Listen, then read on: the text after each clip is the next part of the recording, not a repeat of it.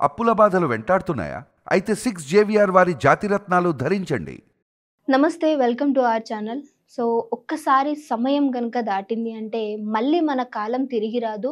మీకు ఉన్న ప్రతి ఒక్క నిమిషాన్ని కూడా యుటిలైజ్ చేసుకోండి అని చెప్పేసి ఎప్పుడు మనం అనుకుంటూ ఉంటాం కదా! సో, ఇప్పుడే మార్నింగే విన్నటువంటి ఒక న్యూస్ హైదరాబాద్ నుంచి బెంగుళూరు వైపుగా వెళ్తున్న కావేరీ ట్రావెల్స్ కర్నూలులో ఉన్న పళంగా ధ్వంసం అయిపోవడం. ఎలా జరిగింది? ఏంటి? అని మాట్లాడుకునే ముందు ఇందులో ఒక ఫ్యామిలీ స్టోరీ నన్ను నిజంగా అంటే మనోళ్ళని ఎవరినైనా బస్‌కి ఎక్కించాలన్నా, ఎక్కడికైనా పంపియాలి అన్నా సరే అమ్మో! వీళ్ళు ట్రావెల్ చేస్తే మళ్ళీ సేఫ్‌గా ఇంటికొస్తారా లేదా అనే ఒక దృశ్యం కళ్ళ ముందు కనిపిస్తూ ఉంది. సో, ఇందులో ట్రావెల్ చేస్తున్నటువంటి చాలా మంది ఉన్నారు. చిన్న పిల్లలున్నారు, పెద్దవాళ్ళు, ముసలివాళ్ళు అందరూ ఉన్నారు. వీళ్ళు టైం లేదు అని చెప్పి తల్లిదండ్రులను కలవటానికి వెళ్ళేవాళ్ళు కొంతమంది ఉంటే, ఇంకా 2 రోజులైతే మనకి హాలిడేస్ ఒస్తాయి. అంటే సాఫ్ట్‌వేర్ జాబ్ చేసేవాళ్ళు. సో, అమ్మ నాన్నతో టైమ్ స్పెండ్ చేద్దామని వెళ్తున్న వాళ్ళు, నా భార్య గర్భంతో ఉంది, తనని కలిసి రావాలి, నాకు టైం కుదరట్లేదని చెప్పి ఒకరోజు ముందు లీవ్ తీసుకొని, ఈ 3 డేస్ నా భార్యతో టైమ్ స్పెండ్ చేయొచ్చు అని వెళ్తున్న ఇంకొంతమంది.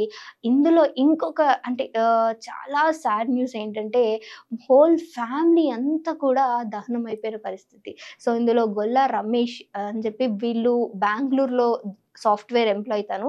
సో, హోల్ ఫ్యామిలీ అంతా కూడా వలస వెళ్లి బెంగుళూరులో సెటిల్ అయిపోయారు. వాళ్ళ అమ్మ, నాన్న హైదరాబాద్‌లో ఉంటారు. వీళ్ళు అమ్మ, నాన్న కలవటానికి చాలా రోజులుగా వెళ్ళట్లేదంట. సో, తల్లి ఫోను చేసి రండి చాలా నా దగ్గరికి రండి. నేను మిమ్మల్ని చాలా మిస్ అవుతున్నా. పిల్లల్ని మిస్ అవుతున్నా అని కంటతడి పెట్టుకుందని తల్లి ఎప్పుడు కూడా వాళ్ళ ఓన్ వెహికల్‌లో వెళ్ళే రమేష్ ఫ్యామిలీ ఈసారి మరి ఏం జరిగిందో తెలీదు గానీ త్వరగా ఎళ్ళొద్దామనో, లేదు అనంటే ఆఫీస్‌లో వర్క్ ఉందనో, ఇంకేదన్నా కారణాలు కావచ్చు. వాళ్ళు బస్‌ని ప్రిఫర్ చేశారు. ఈరోజు ఆ బస్సే వీళ్ళందరిని కూడా పొట్టన పెట్టుకుంది. సో, తల్లి దగ్గరికి వెళ్లి ఎంతో హ్యాపీగా టైమ్ స్పెండ్ చేసి, వాళ్ళకి నచ్చినవన్నీ వండిపెట్టి, పిల్లలతోటి చాలా టైమ్ స్పెండ్ చేసిన ఆ నాన్నమ్మ ఈరోజు హోల్ ఫ్యామిలీ అంతా కూడా లేరు అనంటే తను దాన్ని జీర్ణించుకోలేని పరిస్థితి. సో, వెళ్లి కలిసి చిన్న పాప ఏడ్చిందంట పాపం. నానమ్మ నేను నీ దగ్గరే ఉంటా. ఇంకొన్ని రోజులు ఉండమని చెప్పు. ఎలానో సాటర్‌డే, సండే హాలిడేనే కదా డాడీకి. నేను నీ దగ్గరే ఉంటాను అని అడిగిందంట. కానీ తండ్రి నాకు ఆఫీస్‌లో టైమ్ అయితుంది. మళ్ళీ మిమ్మల్ని తీసుకురావడానికి నాకు టైం సరిపోదమ్మా. ప్లీజ్ వచ్చేయండి అని చెప్పి ఏడుస్తున్న పిల్లల్ని కూడా వీళ్ళతో తీసుకొని వెళ్తే ఈరోజు ఆ నానమ్మకి మళ్ళీ పిల్లల్ని చూసుకునేటువంటి పరిస్థితి లేదు. కనీసం వాళ్ళ దగ్గరికెళ్ళి ఏడవడానికి కూడా అంటే బాడీస్‌లో గుర్తుపట్టలేనంతగా కాలిపోయారట. హోల్ ఫ్యామిలీ అంతా కూడా అంటే ఈ ఇన్సిడెంట్‌ని ఎలా తీసుకోవాలి అర్థం కావట్లేదు. సో, వాళ్ళు కార్‌లో వెళ్ళుంటే బావుండేదేమో. నేను వద్దు అని చెప్పాను. నా మనసు బాగోలేదు. పిల్లలు ఏడుస్తున్నారు. ఉంచేయి నాన్న అని నేను రమేష్‌ని ఎంత అడిగినా వినలేదు. ఈరోజు నా హోల్ ఫ్యామిలీ నా కొడుకే. ఓన్లీ సింగిల్ కొడుకంట. కానీ సింగిల్ కొడుకుతోటి ఇద్దరు ఆడపిల్లలు ఎంతో చక్కగా, ఎంతో బ్రిలియంట్ అయిన పిల్లలు ఈరోజు నా కళ్ళ ముందు లేరని ఆ నాన్నమ్మ ఎంతో ఏడుస్తూ ఉన్నారు. అంటే ఇలాంటి వాళ్ళే అందులో చాలా మంది ఉన్నారు. చెప్పా గదా!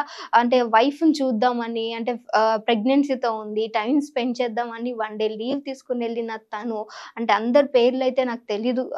పేర్లైతే ఇంకా బయటకి రాలేదు కానీ వీళ్ళ ఫ్యామిలీ గురించి ఈ ఒక్క ఇన్సిడెంట్‌ని నేను పర్టిక్యులర్‌గా ఎందుకు చెప్పాలనుకుంటున్నానంటే మొత్తం ఫ్యామిలీ అంతా కూడా ఈరోజు కళ్ళ ముందు లేని పరిస్థితి కనిపిస్తూ ఉంది. సో, ఈ ఇన్సిడెంట్ జరిగింది మొత్తం కూడా కర్నూల్‌లో. ఎలా జరిగింది ఏంటి అనంటే యాక్చువల్‌గా ఈ కావేరీ ట్రావెల్స్ అనేవి వన్ ఆఫ్ ది టాప్ బ్రాండ్‌లో ఉంటాయి. అంటే బస్ ట్రావెల్స్‌లో ఈ ఆరెంజ్ ట్రావెల్స్, కావేరీ ట్రావెల్స్ ఇవన్నీ కూడా మనకందరికీ తెలిసిందే. సో, ఈ బస్సు 9:30కి స్టార్ట్ అవ్వాల్సింది యాక్చువల్‌గా ఏదో టెక్నికల్ ఇష్యూ వల్ల 3 అవర్స్ డిలే అయ్యిందంట. అంటే ఆల్రెడీ బస్‌లో టెక్నికల్ ఇష్యూ ఉందని వీళ్ళకి తెలిసినప్పుడు ఎంతో కొంత కాస్త కేర్ అనేది తీసుకుండాల్సింది. లేదు అనంటే కనీసం ఎప్పటికప్పుడు ఒక పర్సన్ అక్కడ ఉంటారు. డ్రైవర్ కాకుండా ఇంకో పర్సన్ ఉంటారు కాబట్టి ఎప్పటికప్పుడు మెలకువగా ఉండాలి బస్‌లో ఉన్నటువంటి వీళ్ళు ఎవరైతే ఉన్నారో మేనేజ్‌మెంట్ అనేది. కానీ వీళ్ళు పడుకొని లోపల ఉన్నట్టు ఏసీ బస్ కాబట్టి మొత్తం డోర్స్ అంతా క్లోజ్ ఉంటాయి. సో, బయట ఉన్నటువంటి సౌండ్ కూడా లోపలికి రాదు. బహుశా అందుకే ఆ చిన్న యాక్సిడెంట్ జరిగినప్పుడు కూడా వీళ్ళెవ్వరికీ తెలిసుండదు. ఎందుకనంటే బస్ స్టార్ట్ అయ్యి ఆల్రెడీ 3 అవర్స్ అయిపోతుంది కాబట్టి డిన్నర్‌కి ఆపుంటారు. డిన్నర్ చేసి కూడా అందరూ పడుకున్న పరిస్థితి. ఎందుకంటే మళ్ళీ మార్నింగే లేసి ఆఫీసెస్‌కి వెళ్ళాలనో, లేదు అంటే చాలా పనులుంటాయి కాబట్టి అందరూ గాఢ నిద్రలో ఉన్నప్పుడు ఈ సంఘటన జరిగింది కాబట్టి ఎవరు కూడా మేల్కోలేదు. మేల్కున్న కొంతమంది బయటపడ్డారు. వాళ్ళ పరిస్థితి కూడా చాలా విషమంగా ఉన్నట్టు తెలుస్తుంది. 25-30 మెంబర్స్ ఆల్రెడీ చనిపోయినట్టు నోటీస్ కూడా మనకు అందింది. సో, ఈ యొక్క బస్సు ట్రావెల్ అయ్యి వెళ్తున్నప్పుడు ఎదురుగా వచ్చినటువంటి బైక్ అనేది ఆ టైర్ కిందకి వెళ్ళిపోవడము, ఆ టైర్ కిందున్న ఆ మనిషి కూడా నుజ్జు నుజ్జు అయిపోయాడంట. అసలు ఆ పర్సన్‌ని కూడా గుర్తుపట్టలేని పరిస్థితి కనిపిస్తుంది. సో, ఏదైతే ఈ బైక్ అనేది టైర్ కిందకి వెళ్ళిపోయిందో, ఆ టైర్ దగ్గర ఉన్నటువంటి ఇంజిన్ ఏదైతే ఉంటుందో మనకి పెట్రోల్ ట్యాంక్స్ ఉంటాయి కదా! సో, ఆ ట్యాంక్ దగ్గర ఆ బైక్ అనేది పేలిపోవడం జరిగింది కాబట్టి మొత్తం బస్ అంతా కూడా క్షణాల్లో ధ్వంసం అయిపోయింది.